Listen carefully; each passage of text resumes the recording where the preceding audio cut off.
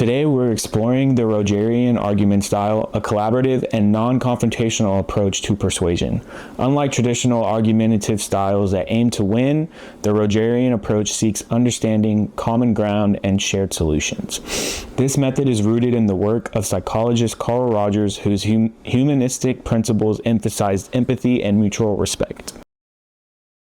Carl Rogers believed that people engaged in conflict shouldn't respond until they can fully, fairly, and even sympathetically state the other person's position.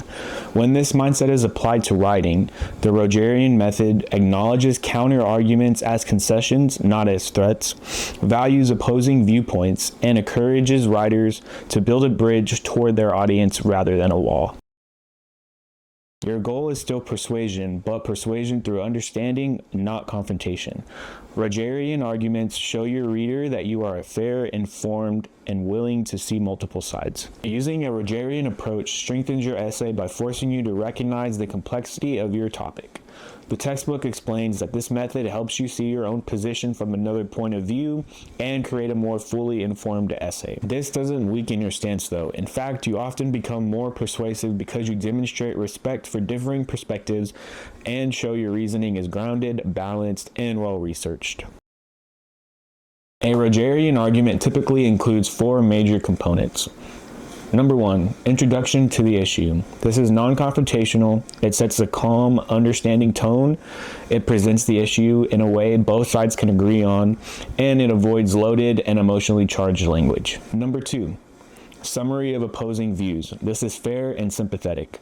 This is the heart of the Rogerian style. You must explain the opposing side's viewpoint so accurately and respectfully that someone who disagrees with you would still say, yes, this represents my position. This aligns directly with Rogers' requirement to present the other person's position fully, fairly, and sympathetically. Number 3, a statement of valid context or making a concession.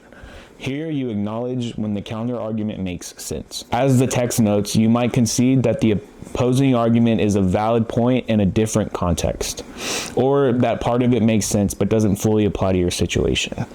This is not admitting defeat though, it's demonstrating intellectual honesty. And finally, number 4, your position, framed as the most logical under certain conditions. After acknowledging the strengths of the other side, you present your own argument as the most reasonable under the circumstances that matter for your topic. You show how your perspective works best while still respecting others. This approach fosters a tone of dialogue rather than the debate and encourages readers from the opposing side to remain open to your argument. The Rogerian method reminds us that argumentation isn't always about winning, it is about listening, connecting, and building common ground. By approaching your reader as a partner instead of an adversary, your writing becomes both more ethical and more persuasive.